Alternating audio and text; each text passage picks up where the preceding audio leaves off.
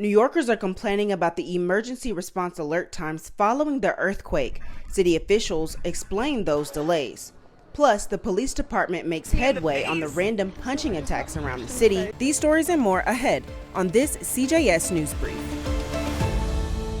Hello, I'm Kasey Freeman. Welcome to the CJS News Brief. First, we begin with breaking news. Former President Donald Trump's request to delay his hush money trial in New York City has been denied. Trump asked for the delay to challenge a gag order. His attorneys also tried to delay the trial so they could move it out of Manhattan, saying the former president can't get a fair trial here because of pre-trial publicity. That request was also denied. Jury selection begins Monday.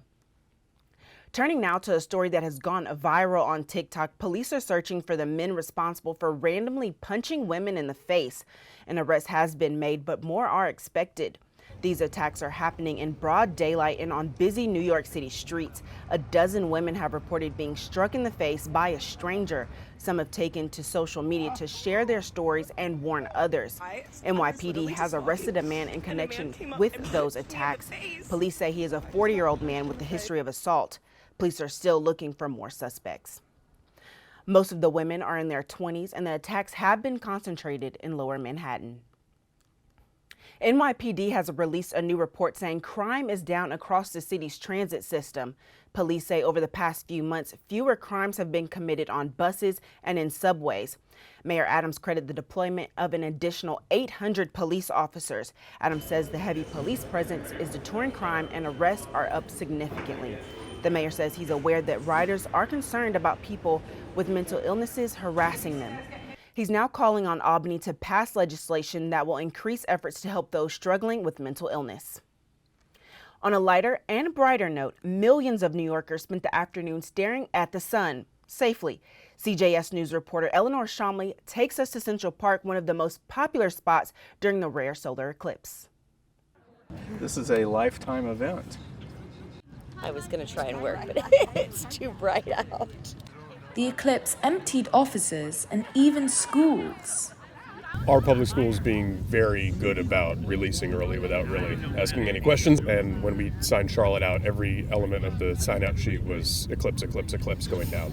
From Central Park to Madison Square Park, uptown and downtown, everyone wanted to catch a glimpse. These are normal telescopes, but what we've done is we've put a sun filter on top of it. Special filters, special glasses, and special events. We have a unique activity with the National Museum of Mathematics. Scientists looking to explain and excite. Others took to the skies. This is video from a NASA jet following the 2017 eclipse. Project lead Amir Kaspi will be paying special attention to the sun's corona, its outermost atmosphere. We like to consider the sun to be sort of our local laboratory where we can study the entire universe, but right in our backyard. Understanding the corona is a necessary part of being able to predict this space weather in the way that we predict Earth weather. Back on Earth in Central Park, science might have been right in front of Charlotte Crow's eyes, but she saw things a little differently. I'm excited to see how the moon is kind of it looks like it's eating at the sun. It's a good description. Eating at it. Cookie. For those who missed the eclipse, there will be another one in just 20 years. Another natural phenomenon here in New York, the city was rattled by a moderate 4.8 magnitude earthquake on Friday, the strongest in over 100 years. Little damage was done and no one was injured, thankfully, but some reported alerts taking too long to arrive. People across this tri-state area began to feel tremors around 10:23 a.m. Cell phone alerts did not appear until 26 minutes later, with some receiving notifications up to 40 minutes after the quake. Many New Yorkers criticized the city's notification delay on social media. City officials defended their response times, saying they needed to confirm the earthquake themselves and figure out what advice to give New Yorkers, and that process took a while. In California, a state accustomed to dealing with earthquakes, there is an early detection system that can send alerts even before the quake can be felt. And before we go, the $1.3 billion Powerball ticket has been sold. And sorry, New Yorkers, that winning ticket was bought somewhere in Oregon. No one has claimed the prize yet.